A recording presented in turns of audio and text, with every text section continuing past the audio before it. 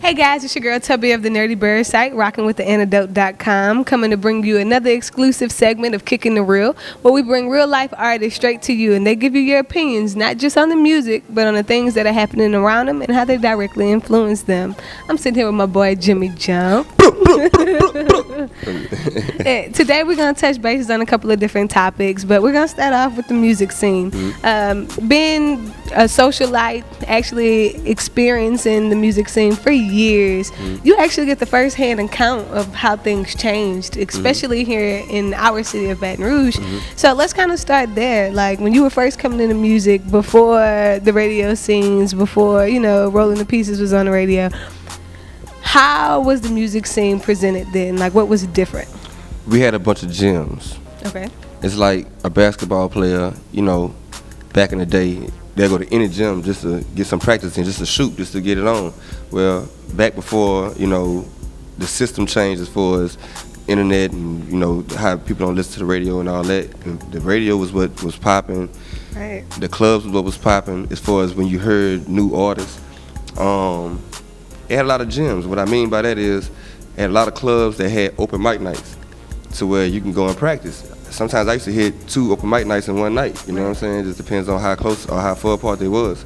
But basically, if you had some music that you want people to hear, you want people to see you perform, you go to the open mic night, put your name on the list, and just do your thing. Right. And a lot of artists that's popping, I ain't gonna say right now, but it's a lot of artists that have popped over the years through Baton Rouge that did open mics first. Level, Kevin Gates, I ain't gonna say he did a lot of them, but you know, I done seen him at a couple open mics. Spitter, who else? Marcel P. Black. It's a lot of artists that's done open mics. And open mics, it just help sharpen your skills, you know what I'm saying? Up until you get your name popping and people know who you are and looking for you. Until then, it's helping you learn how to control a crowd. Very much so. How you react to your own music, how the crowd reacts to your music, help you gauge how, you know, what songs work, what songs don't work. So that's what Baton Rouge, like the club owners need to get back to doing open mics, to give the artists a chance to build them a fan base, give them a chance to perform their music, rather than just always trying to put them on a show opening up for an artist that you paying to perform, and you don't really know how this artist, if you even have a fan base. You see what I'm saying? The one you letting open up for him. So to help their artists build a fan base, the other clubs need to have an open mic night. All clubs, I feel like, should have an open mic night, you know what I'm saying? Just to let artists come and invite their family, their friends to come and see them perform and build them a fan base. And being able to polish their craft. So when a show coming, like say Moneybag Yo have a show and you want to open up for it, or the club owner might, you know, you might approach that club owner about, like, I want to open up for Moneybag Yo. He might be like, well, you know, do you have a fan base? And you can show him on your phone. I performed, I did open mics, I did these open mics, all these people came to see me. And so now they be like, okay, get on this show. But you know, they don't have that outlet like that no more, because they all be like, just go look on the internet, get your internet numbers up, get your internet numbers up. And they got cats who got buku videos on the internet and got songs but don't know how to perform. I done went and seen them perform. It's like, I'm not gonna say no name, but they have artists right now that are big, they doing big shows. And I went to their shows and this how they perform. Their music playing in the background, they got the mic, they say two or three words, such and such, such and such, such and such. Such. And the crowd don't know their music like that to really be able to interact with them. Right. Now, you the Migos, you can do that. Right. You can let the music play and then just jump in on certain words. Right. But if people don't know your music, you need to rap all that. And then I hate when they rap over their lyrics. Y'all having bubble jet, you're not to the point, like you said, where people just know you. So I feel like the only thing, if anything, that should be pre-recorded when you perform it is your hooks or your chorus. And ad-libs, that's it. Like outside of that, like everything should come from you. It should be raw. It should be natural. And I think that's something that was really big in the 90s too. You guys, you had live bands at these showcases. You were able to, like you said, create a tempo, understand your sound, be able to mix and mingle and relate with the crowd, get their reactions. It was good practice. Now, not only that, but just the club scene in itself, it has changed tremendously. You know, we grew up up in the era of jigging the pieces, like being from where we're from. The real pills, not that BS they got out now. I'm talking about face crooked pills. Like you can't stop moving. Right. You sweat out 2 puddles and you still People going. walking around with Vic rub on their chest and stuck in their nose, and the whole club smell like medicine. Like, those days, Everybody you know chewing on gum, trying to make sure they don't chew their tongues off. Right. How has it changed in that aspect? Not as a performer, but just being a socialite, being that person that is in the scene. Like you do go to clubs, you do experience the different vibes. From then to now, how big culturally of a difference is there in the club scene? Honestly, the club vibe right now is the best it's ever been to me. Okay. As far as inside the club, because back when all those drugs was popping, you go in the club and you have to literally, if you didn't want to be in the bullshit, you had to stand in the corner, because you never knew when a fight was gonna kick off. Because when they was on them pills, it didn't take nothing for they'd be feeling good, having a good time, but it didn't take nothing for a good time to turn into right. There'd be the whole club get tore up. You feel me? And then you not only the club, you got to deal with outside in the parking lot. Right. And see, a lot of that has changed. Like it was one point in time where we didn't even go in the club. Right. We just parking lot party. We'll go to Dreams and Dallas Drive and Beaumont would be packed with cars. It was like going on Crenshaw. You know what I'm saying? You hang at the Waffle House right there when they had the Waffle House over there, and that's what it was. And they had people who was in the club. And see, back then you had to have money, or you had to be in the club early to be in the club back then, because it used to be so packed. That's why the outside would be like that, because either you didn't have the money to get in, or it was too packed for you to get in. It was full to capacity. So you had to stay outside, and outside was where the real bullshit was going on. The pill heads was real. They riding around rolling, they shooting. See all this new stuff they talking about. The kids is wild and the kids is shooting. The kids doing the same thing we did. Right. They just doing it a little bit different. But we did the same thing. There's more social media bringing light to it. Right. It's exactly. They got more cameras, so people can see it now. If they had cameras back when we was doing our thing, they would say that, man, we was crazy. Jump said people would have been like, are you going out there? You not scared for your life? Think about this, all right? Back when we was coming, I'm talking about the Boosie era. Me and Boosie are the same age. Right. So the things I'm about to talk about, might go over he was going through. It might go over some of y'all head, but his era is my era, which is our era. Right. And that's the 96 to 2004 era. Everything that happened between those years right there was very important. And one thing that was the most important was where you was from. Right. Now you can be from wherever in Baton Rouge, and you can go wherever in Baton Rouge. It wasn't like that back then. If you was from Glen Oaks, you hung around Glen Oaks people, you went to Glen Oaks places. If you went outside of Glen Oaks, you went with other people from Glen Oaks, or else you was putting yourself in danger. Right. Even at the mall. Same thing with people from the South. The South moved in packs. You couldn't go in, if you're from Glen Oaks, you couldn't just go in the South unless you knew somebody, kin to somebody. Right. So you're familiar around it. Right. Outside of that, you couldn't go over there. You know what I'm saying? You couldn't go to the club by yourself. Like, I go to the club by myself a lot. You couldn't do that back then. You couldn't be like, oh, I'm just gonna go to this club by myself and chill. Because you go in there and somebody from another neighborhood will recognize you. Oh, he from Glen Oaks, and you ain't got nobody else with you. You crowded. You beat up. You might get killed. Like, real talk. When I was in high school, I lost a friend every year. You see what I'm saying? So this killing stuff that's going on is not new. It's just now people seeing it on camera. Baton Rouge has been the way it is as long as I've been living here. Right. If you with the bullshit, it's bullshit. You feel me? If you're not with the bullshit, stay on the sidewalk, because out here they is really with it, and they don't have a problem with letting you know they with it. They with it. I remember there was a point in time where we'll go to Vibes Team. Like, this was around the time I was like 15, 16, and Boosie, people think Boosie is like just not becoming Boosie. No, Boosie been Boosie. Boosie always had people who loved him, who would follow behind him. When we was in high school, Boosie pointed at you, you was crowded. Straight up. So you had to have your people with you, you know what I'm saying? And it's funny that we grown now, like me and his homeboy Kirby, we real cool, and we talk about that, we laugh like, man, we was crazy. We ain't have no thoughts in our head. Have no thoughts. It's like, you know, where in LA and places like that, they have gangs, they have red, blue, this and the third. In Baton Rouge, it was your neighborhood. You had to hang in your neighborhood, you had to represent your neighborhood. And when you're in the club and Lil Jon come on and say, throw your hood up, you had to throw your hood up. Throw your setup. And you had to know that when you got ready to throw that hood up, that this song might not finish before you throwing your hands. You see what I'm saying? And it's not like that, and that's good though. Right. I'm not saying it should get back to that. Of course not. I'm glad it's not like that, because the way these youngsters shooting now, and they don't even fight. So that's my problem. Like right. we used to take ass whooping, you know what I'm saying? Like if I had a problem with you and it couldn't be verbally solved, all right, come catch these hands real quick, you know what I'm saying? Like I was saying yesterday when I was talking with General Mark, like I remember fighting the same girls every couple of weeks, because it's like, you got your ass whooped. I understand. Get my get back. No, you got your, I understand. Come on, go get your ass whooped again. Right. It never got to the point where I felt like, you know, I'm tired of fighting you, bitch. Let me go ahead and just shoot you. Nah, I was like, come on, how many times you want to get your ass whooped? Right. So that's the only thing that's different for me, that's disheartening when I see these kids. Like, I see it like y'all just scared to get your ass whooped. If you're bold enough to really be that mad about it, I don't feel like gunplay is the solution for it. Like, get out there and throw your hands. That's what our parents taught us. Right. But at the same time, you know, I think all of it need to stop. The fighting and the shooting. But, you know, it's baby the steps. earth. It's the earth. And the earth is going to, things that's happening now have been happening. It's not going to stop, you know. All you can do is just try to control your environment, your section. So it's not going to ever stop. Like I say, just control your environment. But basically, back when we was coming up, we would fight first. Right.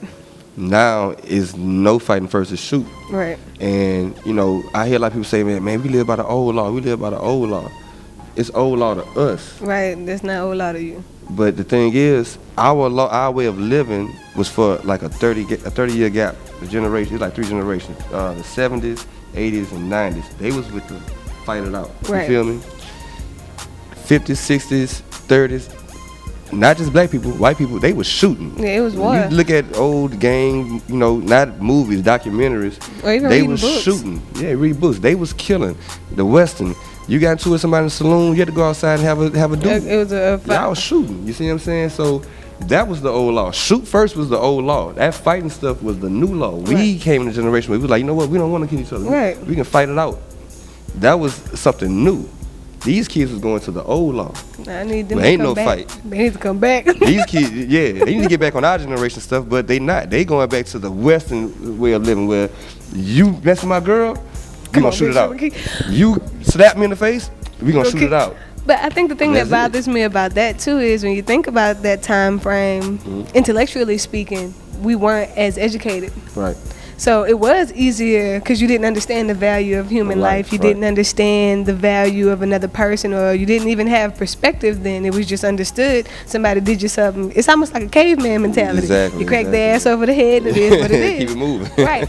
But for us, I think coming out of that Civil War area, coming out of our grandparents and our great-grandparents having to battle just to be, just to be able to have the right to be human, it's harder for us to look at each other and not respect the value of human life. Like, look, I don't agree with you. Keep that bullshit over there. I'm going to have to whoop your ass. Right. And it's simply because I don't have enough hatred or lack of intelligence in my mind to have to kill you because we disagree or we don't see eye to eye.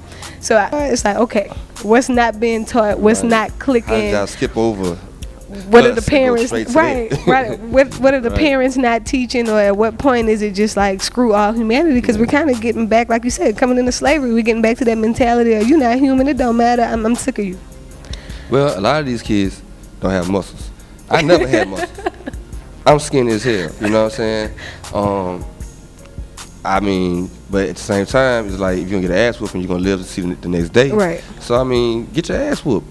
But these kids, they wanna be hard, they wanna be gangsters, and you're not really built to be no gangster. So when you got your gun, you feel like you're as big as this dude with these muscles. But the thing is, when you use that gun, if you use it the wrong way, like you just like, I'm gonna shoot him, and he ain't do you nothing.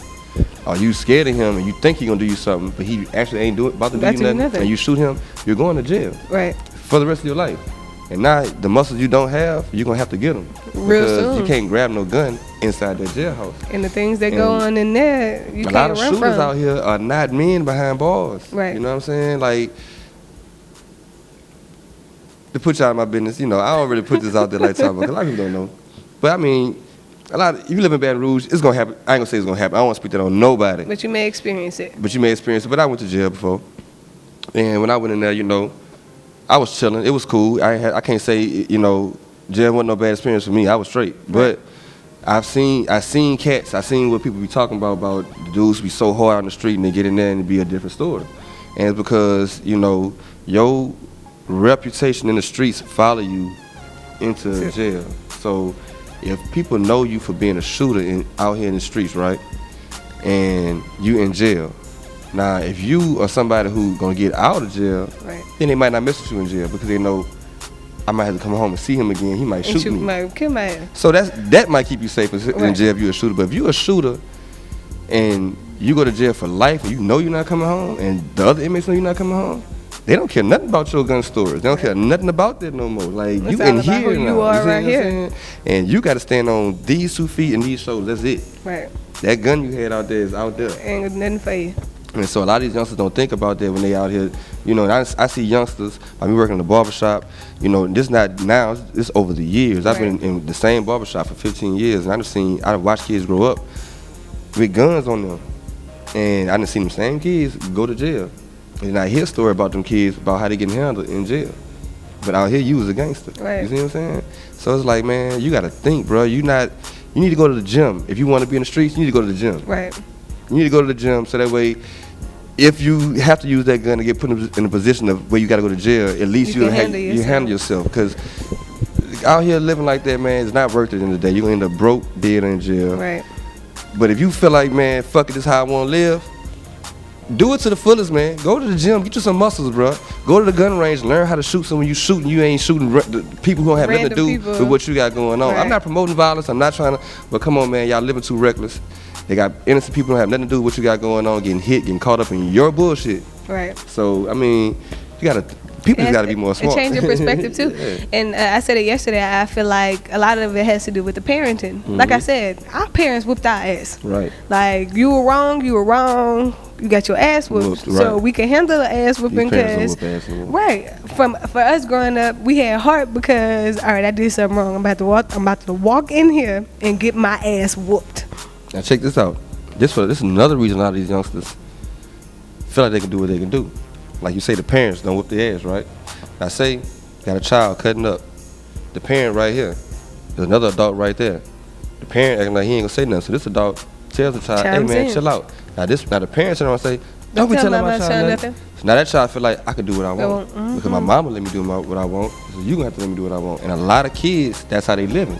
That's awful. That's why their mentality is like that, because when another person try to step in and discipline that child, their parents stepped in and say, don't discipline my child, don't do nothing. Right. And then instead of them saying, don't discipline my child, I got it, and then discipline them for what they was trying to discipline them for, they just tell them, I got it, and try to make themselves look like they protecting the child, and now the child feel like, oh, my mom just stood up for me. I can do whatever I want. Right. And a lot of kids out here living like that, feeling like my mama gonna step in. If the police come, my mama gonna step in and tell the police, you tripping. Right. You see what I'm saying? When the police not tripping, you tripping, and that's why the police on your ass. Right. Sometimes the police do trip now. Don't get it twisted. Yeah, we don't live in a post-racial society. Right, so. but I'm talking about the times that you're the one tripping and the cop coming to get you, and now you got your mama out here booting up on the cop like he wrong when you the one who caused this. You see what I'm saying? Yeah. Like, yeah, we got some messed up police, and the police are not always right, but when the police are right, they right. Right. And you got to be able to respect authority. It's right. And I think that's the thing too. Like, we grew up in the era of it takes a village to raise a child. I remember my neighbor calling my dad like, "Hey, they out here cutting up," and my daddy like, "Okay, go whoop their ass for me." And then when he got home, we got our ass whooped again. Exactly. And it was what it was, and it wasn't,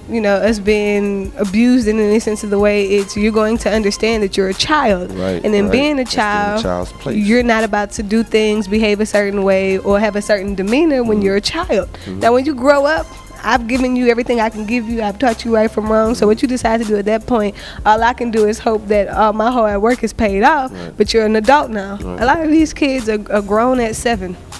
And check this out. It goes back to parenting. Some of the parents, when they was raised, they had parents that did that to them, who chastised them, tried to discipline them. But they were so rebellious, they felt like, when I had my child, I ain't gonna do my child that. Right. You see what I'm saying? And they don't understand their parents was trying to help them. So now, you're not doing that to your child at all. All the stuff that you was taught, your parents did to you, you're not teaching your child that because you feel like that was wrong. And now your child, you can't even handle them no more. Wow. You see what I'm saying? And the only thing I took from it that was different, and I guess my father was just very well-rounded. Like, he'd whip your ass, give you a second to calm down, then he'd come back and talk to you. Like, hey, this is why this just happened. I need you to understand that I'm not just putting my hands on you for the sake of I'm angry or I feel like, you're not just going to do this. It was, I've repeated myself several times, and I know that you understand what I told you, and you took it upon yourself not to listen to me. So this is why I had to put my hands on you. Right. I think the lack of that is exactly why what you just said. Parents are like, I'll never be like that with my child because your mama whoop your ass and she just walk off and she don't talk to you until she calm down. Right. And for you just took it like, damn, she just hauled off and whooped my ass. I ain't gonna lie. My mama didn't explain to me why she whipped my ass a lot of times, but I knew. Right, because you knew right from wrong. Right. They don't have to explain it. The Lord gave you inductive reasoning and understanding. You read my mind. So therefore, you have a conscience, and your conscience is gonna tell you when you wrong or right. Right. You see what I'm saying? When you're a child, you know you're doing wrong. Now, sometimes you might do something. You're a child. You have to learn that that's wrong. Right. You see what I'm saying? And it have been times I can think back when I was younger that my mom probably whooped my ass, and she didn't explain to me why she did it. But as I grew older, I understood it. Right. You know what I'm saying? I think back on that situation over and over again, like, oh, okay, that's why she. Because I wasn't supposed to be doing that. I wasn't supposed to be doing that. You see what I'm saying? And a lot of these kids, they don't look at it like that. They get a whooping and they grow up like, oh, why she did it to me? And so when they get their children, they feel like, I'm not gonna do that to my child, not knowing you're depriving this child, learning that they're not supposed to be doing this. You see what I'm saying? You're taking away their ability to adapt in the social aspect or in the economic aspect, even in a learning situation. As a teacher, I stopped my degree in education once I got in the field. I taught for 3 years, coached for 3 years. And I'm looking at these kids and I'm like, who raised first of all, not even what raised you? What raised you? One. What two, y'all serious? First of all, they don't pay me enough for this. Not that it matters, because when you love what you do and you want to inspire and you want to help, it's a part of who you are. But it's like they don't pay me enough to kill myself, and I have to go home to my children because I can't tell you anything, or your parent, if I correct you in a certain manner, is going to feel a certain type of way. And I've had conversations with parents like a couple of different times where I was like, okay, I understand, but as long as they're in my classroom or as long as they're in my gym, this is what I expect. And if you have a problem with that, you're more than welcome to remove them. Right. Because who I am and what I stand for is not going to change because it's not the same in your household, which it should be. So I look at it a lot of times, I'm like, I pray for this generation. And it's not because they're not smart enough. It's not because they're not capable. It's more so because they are not aware that they're wrong. Right. They're entitled. They feel like the music, what's on television, even like the cartoons. You remember our cartoons, everything had a vocabulary. Everything was a storyline. You actually had to sit there and get into it. Right. Cartoons nowadays, I'm looking like, are the producers on acid? Like, what? Right. They just, it's almost like they're making, the people who making the cartoons have to be adults, and they're making the cartoons to entertain them. Because I don't even watch cartoons, but sometimes let the kids in the shop, put the TV on what they want to watch. Right. You got the show called The Regular Show. Man, that shit is funny to me. But I be thinking to myself, like, how do the kids catch some of these jokes? Like, they have 80s references and all kind of stuff. Like, how do these kids understand these jokes? And my big thing too is, like, when we grew up understanding cartoons were not for kids, like superhero stuff, because it was little puns and stuff that we didn't necessarily catch on to. Yeah. And as we got older, when you go back and watch it, it's like, damn, I missed this. This is what we was watching, because we didn't understand. But they knew how to hide it so where you didn't catch it. Everything now is just in your face. Right. And that's why I screen everything my kid watch. I'm like, no, Chelsea, you can't watch that, baby. Same thing with music. Like, back in the 90s, once people learned how to really use wordplay, people was talking about a lot of stuff they talk about now. People talk about having sex and all this stuff, but they'll put it in ways they were so appropriate. Kids were singing it and didn't understand what they were talking about. Right.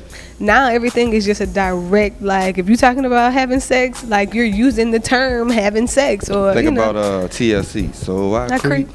Yeah. Now, listen to that song, cool song. Some kids, you can pay it for a kid right now. He's not gonna understand she's talking about trying to go and get some extra dick. You know what I'm saying? They're not gonna catch that. They might just take it like she's slow rolling through the club or something. Yeah. But now it's like if you ask a female group to make a song about creeping, they gonna straight say they gonna get some dick on the side. That's how the song going. They got a side nigga. I got a side dick. And all kind of like, what? And I be, look, Jimmy, my head be hurting. I just be like, Lord, where we going, Lord? Just what we doing? Look at Rick James. Give me that stuff. That sweet, funky stuff. They hid it. They hid it. And like, now they don't, like, the creativity part is dying. It's dying. It's dying. It's overly saturated. You have a handful of artists, like you got like Fabulous, Rick Ross, J. Cole, who else? Kendrick Lamar, Big Sean. Yeah. When I want to listen to somebody who gonna give me some creative lyrics, as far as on a larger spectrum. A larger spectrum, like not local artists, but that's who I go to, Drake. Right. Because they broaden their horizons. They don't just try to talk. They talk about the same stuff, but not in the same way. Yeah, the double entendre. It makes you think about it. And you have to go, wait, did he mean this? Or I don't know. It's two ways I could take that. And see, that's what our generation fell in love with the rap game for, because you had to listen to the songs over and over to really catch everything that the rapper said. It was poetry. It was poetry. And now it's like, they just get on there and say it, just blatantly, I call it blatant. Really, it's not rapping no more, it's repping. Right. That's basically what they're doing. Y'all repping now. Y'all repping on how y'all living. Y'all not rapping about substance. Y'all repping on this what I'm doing. I'm getting money. I'm fucking hoes. I'm buying jewelry. And this is what I'm doing. Turning up in the club. I'm turning up in the club. That's what they rapping about. It's no creativity. It's no storytelling. No storytelling. It's no life lessons. I remember the first time I actually sat down and listened, even like just Ice Cube, the first time I actually really just sit down and listen, man, like I see this stuff, growing up in Baton Rouge, like I see it, but for them to put it in a perspective where it's like, this is what I'm living, but I'm not tolerating it. Like I'm not about to allow this to be what it is. Right. To turn around to this generation, you got artists like 6ix9ine and... Hey, hold up. 6ix9ine. Let me tell you what I like about that dude. His appearance caught everybody, attention. Okay. It caught my attention. I'm like, what the fuck? This dude got rainbow hair. Like, what is the generation going to? That's how I felt at first. His face looked like a tattoo box. Tattoo on his face. So then I heard one of the songs, Got It. I was like, I kind of like that song. So I go to his Instagram. I check him out. I like dude. I like him as a person. Right. Now, his music, he remind me of Lil Jon, so I can accept his music. I say, you know what? He remind me of Lil Jon or Onyx. Like he to me, his style is paying homage to the Onyx days, the old New York rapper. I can feel that. I can feel that. So I can understand why, Onyx wasn't the biggest style of music from New York that people jumped on. They jumped on the more smooth, like Nas and Jay-Z style. So that's what people think of when they think of New York music. They don't think of Onyx. But that's the style that he's pulling from, Onyx and what's the other guys who used to rap with Jay-Z? Oh man, they from Brooklyn. Some other guys from Brooklyn. Hold on, producer check. Rap with Jay-Z during the Onyx days. And I got baby brain right now. MOP. There we go. See, that's why the producer be on it. They had that same style, the loud, aggressive style. Right. So I understand 6ix9ine style. And he made some straight music. He ain't no lyrical dude, but that's not what he's for. He's for energy. He trying to get the club hype. So I respect his music, but I respect him as a person. He got the little bullshit going on where he, talking stuff to, Chief Keef and all that. That's all, publicity stunts, that's cool. Yeah, because I don't appreciate him saying he's better than J. Cole. That just... Nah, he's not better than J. Cole at all. That'll never happen. But I always see this dude giving back. Well, yeah, I can respect stuff like that. He gives back, like, every chance he get, though, and that's what I like. Homeless, kids, he go to schools, he go to Puerto Rico, he go wherever people need, help, he show up. And I like that more than... I don't have to listen to no more of his music. I still ain't gonna talk crazy about him. I'm not gonna say, man, I respect him as a person because he really put his money where his mouth is. Right. He talk about how he was poor, he didn't have anything, and he go to other poor people and put them in it. He give them money. He encouraged them. He tell them, hey man, get out here and try. Right. You see what I'm saying? And that's to me way more important than the rainbow hair and all that. If that what it takes to draw you in to show you that I'm about some positivity. Right. Cool. I take that. You know what I'm saying? And that's why I respect his mind. Now my only thing is when I say you have artists like 6ix9ine, for me, we had several different genres. Like we can look at that Onyx phase, but we still, like you said, we still had that Nas influence. You still had NWA. You had so many different genres of storytelling. Well, it was understood that this is our turn-up music. Like Onyx is not here for substance. It is here for enjoyment and partying. This generation leaps and they seem like they cling to one type of music. So when you look at the music that 6ix9ine makes, it's like this is this generation's influence. Like this is it. This is it, yeah. And that's where it bothers me. It's like, at what point, like you said, where's the creativity? Where do we open your mind? Where do we give you perspective? Where do we teach you life lessons? Where do we give stories? So I'm looking for the realm of music to kind of, like you said, divert back to pure music and not just rap. Right. And well, the light has changed. You have, the light was on the East Coast. And the light changed and went to the West Coast. And the light changed and went to the South. But now the light has changed and went to this style of music. Right. You see what I'm saying? It's dimmed down a little bit. It went from a wide light a wide light that covered the whole area to a small spotlight that covers one style. So now it don't matter where you from, as long as you sound like that style. That's what's popular. You see what I'm saying? Because I couldn't, like, if I didn't see that he was from New York, I wouldn't have known he's from New York. You got Trippie Redd, you got him, you got 6ix9ine, you got Rich the Kid, and all of them rap the same style. So you really wouldn't know where, if they didn't say I'm from this place, you wouldn't know where none of them was from. Yeah, you see what I'm saying? That's the only problem I have with, and I don't have no problem with the fact that the masses is keeping the light just on that. Like J. Cole's CD came out, people talked about it, respected it, but that was like for a week. Right. Jay-Z's CD came out, people loved it, respected it for a week. Right. You see what I'm saying? Like those CDs don't. I can say those CDs, that style of music don't have a spotlight on it. Like people check it out. Let me check it out. Right, that would have been classic. Fire. Let me get back over here. Like, we bumping that for months on end. Like that would have been our summer jam. That'd have been our summer jam, and it's not that no more. Right. Like now it's like microwave music. It's like, Jay-Z got a CD. Let me just do it.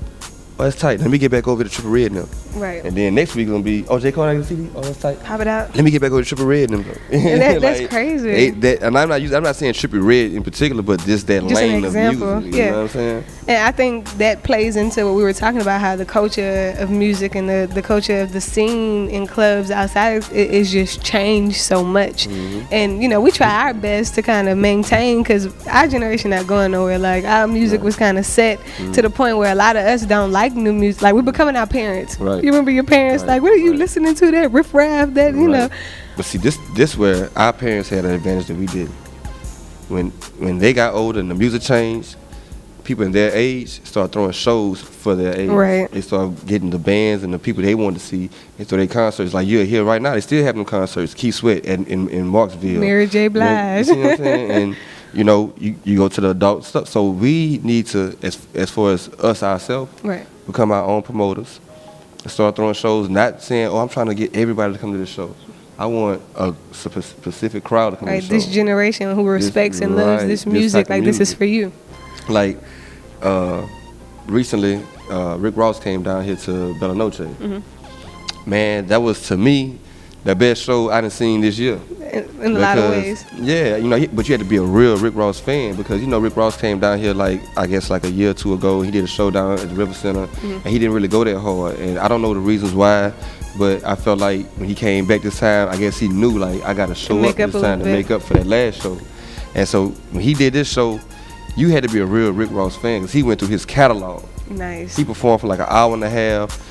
He did his whole he started from Every Damn Hustling all the way to where he dropped right now. You see what I'm saying? And like it was songs he performed that some cats, they didn't know he had dropped it. They thought it was new music. Right. But he was going so hard, they was into it. And I'm like, and it was all grown folks in there. Because Rick Ross don't really appeal to the younger crowd. He goes over their heads in a lot of ways. They don't understand his music. So it was all people like our age, 25 and up, that was on his, you know what I'm saying? And that's what once I get my artists to the level where we making real money and money coming in, I'm gonna start me a silent company, and that's what my company gonna be about, throwing shows for the adults. You see what I'm saying? I want to, no young, I'm not knocking the young artists, but y'all have plenty of places to go do y'all thing. They have places. If you popping, they got 1,000 clubs in every city for y'all to go perform at. I want to have I want to start a line where if you come to this club, you come to see nothing but grown artists, grown and folks grown music. comedians. You see what I'm saying? Like we already working on this. I'm putting this out there a little bit because exclusive. When you speak things, it comes to existence. But me and some of my partners, we already working on putting together a comedy club. Nice. And that's the type of scene we want to set an adult atmosphere. Good. We want people to come and have drinks, be able to sit at the table. Like when you watch old movies like Nutty Professor, when they went to that club, and everybody's sitting and laughing eating and enjoying laughing, themselves. Right, and also somebody can perform there too. You see what I'm saying? When you watch New Jack City, that scene where they're in the club and you have guys that performing with, you know, the way that club scene was set up though. They had tables, they had live bands. It was an adult atmosphere. You see what I'm saying? And that's what. Not just Baton Rouge need that, because you know, you go to other cities, they have that. You go to Houston, you go to Atlanta, they have places like that you go to, and it's strictly an adult atmosphere. Baton Rouge don't have that platform where people in our generation can actually go out and enjoy it. Because a lot of times we go out and we enjoy the things, you know. And this is something too somebody brought up a long time ago. They were like, DJs today appeal so much to what's popping or what this generation likes that they forget to pull out the old vinyls, and they forget to like spin a couple of records that the older folks can actually. And I guess I consider myself older folks. You know what I'm saying? So I like to vibe to the stuff I grew up listening to. So to never get that experience, like in the club and it's the same 15 songs being rotated over and over again. Let's take that back. We're not old. I just thought about it. We're not old. We're not old. We're mature. We're wise. We're better. We aged wine, baby. Right. Black don't crack. Not at all. But yeah, we just need to get a, you know, Bella Noche is the closest thing we have to that though, because you know, Q only let 25 and up come in. So that is the closest thing we have, but it's still, you know, if you want to get a feel of the old Baton Rouge, go to Bella Noche. Right, to get that concert style. Right, because the DJ, you know, you got DJ New Orleans, DJ Bobby. Those are older DJs who was DJing back when Baton Rouge was in their era. Their prime of their era. So they know how to take it back to that era every now and then. They'll get on there and take you back and put you back in that mind frame like, oh man, I feel like I'm in 2005. Oh, look, I forgot about this song. Exactly. But you still know it word for word when they start playing. Exactly. But we need other clubs. You know, all the other clubs is basically catering to the young. Right. And Bella Noche is the only one that caters to the older, you know, the older crowd. Ain't nothing wrong with that. Shout out to Q. I go to Bella Noche all the time. I'm there almost every other Wednesday, so I mean, it's all good. You know what I'm saying? And it be popping on Saturday too. So I mean, go to Bella Noche when you get a chance. If you're not from BR, you come to BR. If you can't go to Bella Noche, where can you go? I gave you some free pub, Q, so you heard me? Yeah, but you know, be careful at Bella Noche. When it's time to leave. Don't linger in the parking lot to stay, folks. Well, he got police in the parking lot now, so you'll be all right. He said it's a little come up. It's good. But we need more Bella Noches. That's what I'm saying. Right. We need more Bella Noches. We need, you know, on other sides of town. Right now, another spot you probably can go to. I'm giving these people all this free pub. You can go right out of contract for them. Right. The Dacre Shop on Sherwood. The Dacre Shop and the Grind. See, the Grind is trying to give you that atmosphere I'm talking about. That sit down, table seating, dim lights. It give you that adult atmosphere. And, you know, but still, that's only 3 spots. Right. And Baton Rouge have a lot of clubs that say on the 3 spots giving you an adult atmosphere. You see what I'm saying? And I remember back at one point in time, you able to go from club to club. I used to hit 5 clubs in one night. I've been a club head before the music started popping and after the music started popping. I've been a club head. I just love to be on the scene. That's just me. Right. I don't suggest nobody else try to be like me and do that, but that's me. You feel me? Any city I go to, really. If I'm in Houston for a week, I'm gonna hit all the clubs in that week. That's me. It's the experience of it too. That's the experience of it. But at one point in time in Baton Rouge, you able to hit 4 or 5 clubs in one night. Even when I was in high school. I think that's what got it started. We had teen clubs though. They really gave us stuff that appealed to. We had VHW Hall. We had Plantation Inn. Yeah. We had Entertainment Complex. We had Martin Luther King Center. And it's all in one night. Right. You see what I'm saying? It's all in one night. We had Vibes Teen Night on Fridays. And all this would be going on, and we would literally go to all of them. Like, we'll go to one club, we're gonna be here for 30 minutes, leave, go to the next one, 30 minutes, go to the next one, 30 minutes, and but we try know to the best spot, that's where we gonna end the night at, because we're gonna be there for like 2 hours. 2 hours, right. And then it was like, we might get in a fight at the VFW Hall, and be like, all right, we're gonna catch you at the Plantation Inn. Get the Plantation Inn, fight them again. You know what I'm saying? It was, but it I ain't gonna lie, but that's why I say, I'm glad Johnny Domino got shot because of one of those nights. Right. Fight started at VFW Hall. Then he want to go to the Belmont. They tore that down. They didn't have Belmont no more. We went to the Belmont. Fight keep going. Fight escalate to shooting. Right. My partner, R.I.P. Josh Rich, he get killed. Johnny Domino gets shot. He survived, thank God. And you know, and that's how those nights was back then. But we didn't have Instagram to show that that's what we was going through. Right. You see what I'm saying? So when we talk to these kids and we try to tell them, man, we know what y'all, you know, going through, we know what y'all did, and they look at us like, y'all don't know nothing. And we do. We really, you know, when our parents were telling us, we know what y'all going through, know what y'all did, they did to a certain extent, but not the same. Right, because they were a little bit more close-knit. Like, their parents and grandparents had really been through the war. Like, you know. They went through something different. They went through the racial war. Right. The real racial war. Like, we going through the racial stuff, but they went through it different. They went through it, you know. Like, they died for it. You know what I'm saying? And it's like now, then when our generation came, you know, we kind of like set the tone of what's going on right now. Like, a lot of stuff is going on right now.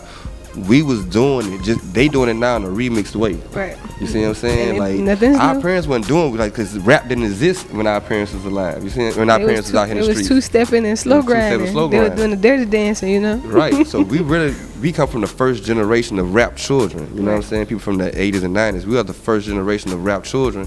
So we can really relate to what the kids are going through. We can tell, like, man, we used to do that. Go to the club, represent, fight, you know, chase women, get high. We did all that stuff that y'all are doing. Y'all just doing it a little more reckless. Yeah, y'all not thinking. Y'all not thinking. Like, we wasn't that reckless with, because we had parents that we had to think about. Yeah, we in the club drinking. We trying to get our drink on. We're not trying to do all the drugs. Right. We trying to get our drink on. We might smoke some weed, but we know we got to go home to our parents. And if I pop a pill, I'm popping there early enough. But by the time I make it home, my mom I'm back to normal.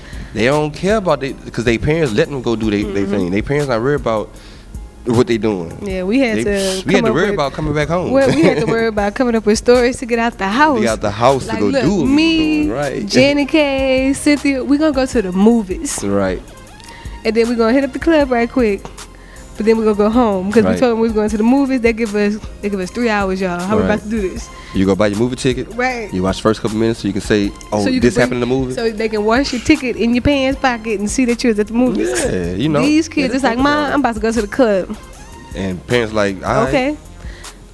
Where they do that at? We had curfews. Like, that's fine. You just make sure you need to be back. Like, you know, as you got up in age, don't come to my house after 2 o'clock. Don't come to my house after 1 o'clock. And in high school, don't think you about to come to my house after 12 o'clock. Let your ass not be here at midnight. You'll never get to go again. You'll never go again. You come in the house and next week your parents be like, man, we finna go out. Go where? And everything was cheap back then. Man, look, $20 would last me a whole weekend. That was everything. Food, gas, look, dinner, everything. Grabbing a chick like, come on, you buy your drink. 99 cent specials at McDonald's. Gas was 99 cents a gallon, 97 cents a gallon. You feel me? Before the towers dropped and all that, gas was 97 cents. You had 99-cent Whoppers at Burger King. It was up. You had 99-cent specials. It was $5 to get in the club. It was $5 to get in the club. Drinks was what they used to do, like $2 for. The movies was like $6.75. Then we had Broadmoor Theater. We can go see the movies after they left the movie theater. Go see it for $1. Come on, man. I'm showing my age now. You feel me? Hey, man, it was. That's good for the culture, though. These kids don't understand. Like, everything for them is like flashy. I remember my dad talking about the same thing. Like, he would have complained about gas being 97 cents. He complained about a 99-cent hamburger. He like, I could have got a whole shrimp po' boy for a nickel. And I used to be like, shoot, I wish. I wish a nickel. You bring somebody a nickel right now and they gonna give you a piece of bubble gum. Inflation is a motherfucker, man. Like, come on, man. Gas is I get premium gas. $3 a gallon. So $25 only get me 8 gallons of gas, man. And then you drive around the city between work and home, and you got to put the same $25 in your car the next day. Gas gone. That back when I was in high school, my partner was the first person with a license on our street. He was 15. His mom used to let us use her Explorer. We would all put $5 toward the tank. Yeah, before it was putting, that's $20. That tank wouldn't take maybe $8 of, it take about $9 out of that 20. I had to go get your money out. And the rest of the money, we'll take that and we'll give it to his mama. And so when next week would come, we want to use the car again, she wouldn't be tripping. Money. We got gas money, you see what I'm saying? I wish. She always knew if we use the car, it's coming back full. Because gas wasn't but $1. Man, Come on, man. I wish. And then when you drive like gas guzzlers and trucks, you be hurting, man. $50 to fill up, and then 3 days later you doing it again. See, we'll lay around that. I take $20. I put my $5 toward the gas. I take another $5 put toward the weed. We were smoking Reggie back then. Yeah, it had all this exotic. Yeah, it had exotic stuff. So we were smoking Reggie. Put $5 toward the weed. We get a big ass bag of weed, about this big. That lasts the whole 4 days. A whole 2 days. we were smoking because we were smoking Big Keep Moving. So you weren't smoking cigarillos. We were smoking Big Keep Moving. So it last you for a day. We'll smoke our weed. get the munchies, go to McDonald's. Spend $5. Spend $5, get 5.99 special. Now, if you know what 99-cent special is, you get a hamburger, fry, and a cold drink for 99 cents. What they selling y'all for $6 now? Right. We'll pay like 99-cent menu now. You get one hamburger for 99 cents. Back then, you got the whole meal.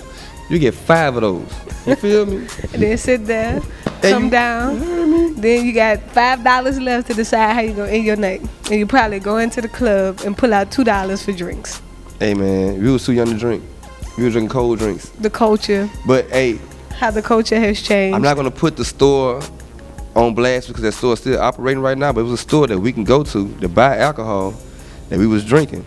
I feel like I'm promoting all bad stuff. I'm telling you about all the bad stuff I've done. This is just the history. This is just like life experience. Right, it is what it's it real is. life experience though. It's just to show y'all that y'all not the only ones out here doing wild stuff. Like we all, if you human, you've done wild stuff. You know what I'm saying? And I'm not trying to get religious, political, none of that stuff. I'm just saying that if you living, try to live as good as possible. Right. You know, you're gonna have your fun. You go through your teenage years, you do dumb stuff. You're gonna wild out. You make mistakes. But learn from the mistakes. Because like now, I wouldn't do half the stuff I was doing back then. You know what I'm saying? The experience makes you influential. The experience makes you wise, and it puts you in a position where you can turn and say, "Okay, little brother. All right, little sister. Been there, done that. Don't handle that like that." Right. It goes back to our old Slick Rick bar. Don't be stupid, kid. Master your high. You know what I'm saying? I don't think it gets any more legit than that. And whatever your high is, and I'm not saying it's got to be drugs. Basketball might be your high. If you basketball your high, master basketball, and go as far as you can go at basketball. If being a lawyer and arguing with people is your high, master that. And you know whatever lift your spirits, master it. You know what I'm saying? Cutting hair and rapping was my high, and I have a report. That's why I say you got to speak stuff into existence. I have a report I did my senior year, where they asked me where I see myself 5 to 10 years from now, and I keep this report because in that report it says I'm gonna either be barbering or producing music. And you've experienced both. And here I am, 15 years after. I graduated in 2000. 18 years later. And that's what I've been doing since I left high school. So I really feel like I've never had a job. Well, because that was what you always wanted to do. I always did. And when you put your passion in what you love, you never work a day in your life. Exactly. So, me and basketball, that's my thing. I probably still be playing, I coach, whatever. So let's kind of talk about the NBA and how we are in down season. But it's a lot of trade talk right now. We're talking about household names being shifted around. The Lakers are supposed to be getting a couple of big names, and a lot of people aren't too happy about it. But we'll start with that. Who are you interested in right now? Like, who do you pay attention to the most when it comes to NBA? Because it's hard to say who your favorite team is now. You're more so. My favorite team's the Pelicans. Home team. I'm home team. You hear me? I'm praying that we keep our team the way it is. Keep Rondo. Anthony Davis already said he ain't going nowhere, so you ain't got to speak on him. He good. And we were really good contesters this year. I don't think people expected us to be as competitive and really show ourselves up to be good competitors into the playoffs. So shout out to y'all. Y'all did y'all thing this past season. A lot of people might not like what I'm about to say, but I'm gonna say it. It's my opinion. I hope that it resonates into reality. But I don't think we need Cousins. I mean, he a good ball player, but his style of ball playing slowed us down. We a running team. We won games with him, but if we can get rid of Cousins, that'll free up some money. We can bring somebody big in. Who you thinking? Who would you like to see rocking with the Pels? Everybody talking about, man, LeBron this, LeBron that. LeBron will go to the Lakers. I mean, they can afford him. That's the market for him. He got houses out there. That makes sense. Right. They talking this. LeBron might go to the 76ers. Nah, you got Embiid and Ben over there. They already got that thing going. Boston, Kyrie don't want him over there. Yeah, they're not gonna get along. And I think if he go over, I think Kyrie gonna leave because he haven't signed his extension yet. Right. Because he waiting to see. He waiting to see. So he's going over there. Now as far as us, I wouldn't mind pursuing Kawhi. Even though he's saying he want to go to the Lakers, but if the Lakers can't get him, I hope it would be a good adjustment. Oh man, I can see class play, just overall floor execution, offensively speaking, defensively speaking. I think it up the tempo a little bit for the Pels. That's all we need. Look at what we got around them. If we can keep Rondo, Holiday, what's the white guy name? Nikolai. Davis, Kawhi. Come on. That would be just. You said it's all-star. Man, what? We'll make it to the conference finals if we get Kawhi. You see what I'm saying?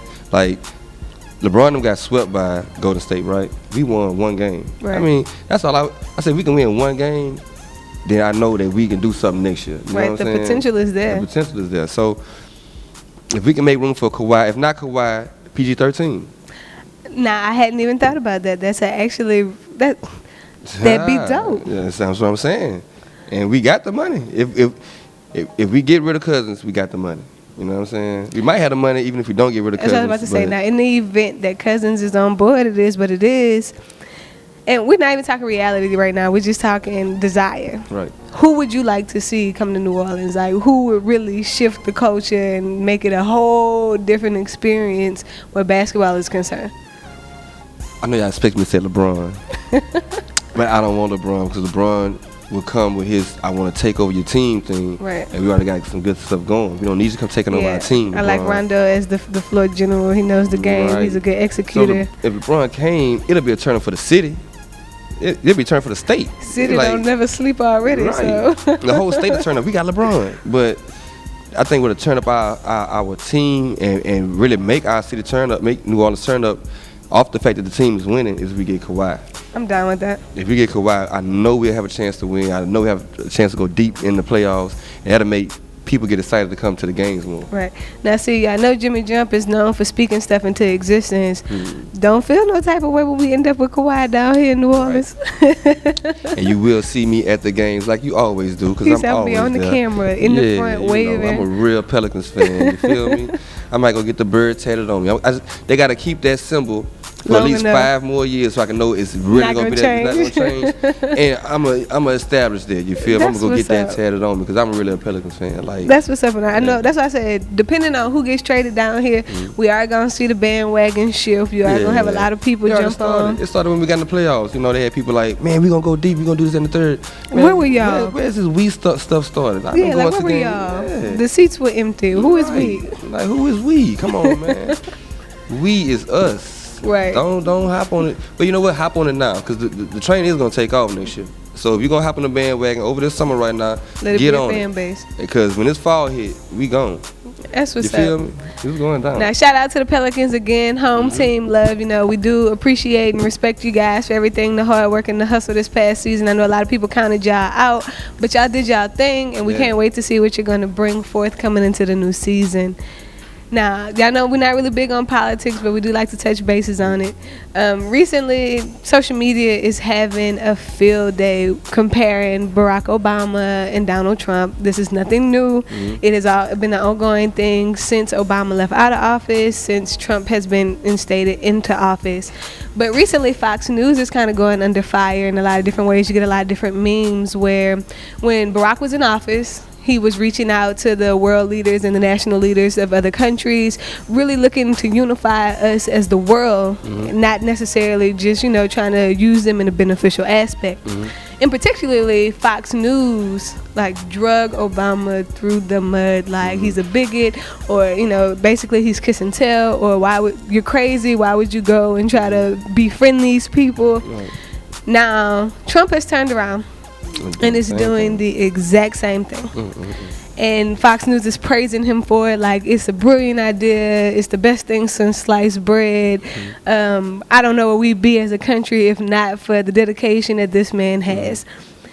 Do you find this to be a racial issue? Do you find it to be all political? Or do you just find it to be where we're supposed to report real news, where it's factual information and it's just more opinionated? Like, how do you feel about that type of thing? I find it to be, even though they're not going to admit it's on a racial thing, but I find it to be not only a racial thing, but also a person thing. Right. All right. Obama had 2 strikes against him. He wasn't the color that they was looking for, and he's not the person as far as he didn't know these people. You know what I'm saying? Coming into it. So that's why he was going to meet these people, because he didn't know them, you know, previously, so he's going to meet them so he can get to know them, develop a relationship. Whereas Donald Trump, now the reason I say is the color and the person, because let's say it wasn't Obama last. Let's say it was just some other random white dude that was a president. He don't have the same, and say he was in it, but he's the same situation as Obama. You just a lawyer, and you did Senate work for a little while. You fell into being a president. You're not really a politician, so you don't have them kind of political connects like a Donald Trump, who's a businessman, who deal with these people anyway, regardless if he's president or not. So I feel like what's happening for Donald Trump is not only because he's white, but also because you're a businessman who probably already met these people before previously, and now you're using your stroke to make your presidency look good and go and meet them again and making it look like we just it's meeting. First meeting, So it's all about the agenda of what they trying to get accomplished, what Donald Trump trying to get accomplished, because I don't even think Donald Trump is a racist. I think he's just a clown. I think he's just so on his own dick. So Donald Trump is who he is. He's not necessarily my favorite president. I didn't put him in office, but I do have to respect the platform that he's on, and I just continue to pray that he doesn't say or do anything that gets us blown up as a nation. You know what I mean? Like Rick Ross say, you kind of gotta appreciate Rick Ross because you gotta appreciate Trump because you gotta tear it down before you can rebuild it. You know what I'm saying? Rebuild it right. So maybe him being in the office gonna shed light on stuff that we been need to address, stuff we been need to change, and it took an asshole of a president to step in and make people to put it in their face. Yeah, and then after him, hopefully things change for the better. You know what I'm saying? I'm hopeful for that as well. Now we're gonna get ready to wrap up our Kicking the Real segment, guys. We always end with a game called Word Association. Basically what happens is we call out people, places, things, ideas, local, national, whatever. Nothing's really off limit, whatever comes to mind. We give you about 3 seconds between each name drop to kind of give us the word that you feel like is best associated with that person, place, thing, or idea. All right, you wanna play? Let's roll. All right, let's do this. Word Association. Glen Oaks. Home. Divine Souls. One of my starts. Max Manelli. My brother. Lil One the Champ. My little brother. The Renaissance. Fights. Vibes. Love. Boosie.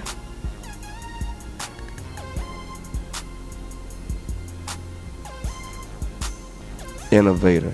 Nice. O'Neill's Barbershop. Culture. To Pieces. Game changer. Donnie Rose. My Negro. Marcel P. Black. My other Negro. TheAntidote.com. The shit. Let's go. Southern University. Oh, man. History. LSU. Donald Trump. Rick Ross. Favorite rapper. Pusha T. Not so favorite rapper. Last but not least, Jimmy Jump. One of the most known, unknown people you may ever meet in your life. There you have it, you guys. It's your girl Tubby bringing you another segment of Kicking It Real. We appreciate you, Jump, for coming spread some love and knowledge with us. Make sure you guys click in, link, subscribe. Give us your comments. We want to know. Give us your feedback. What do you think? Are our opinions just opinions? Do you agree? Do you disagree?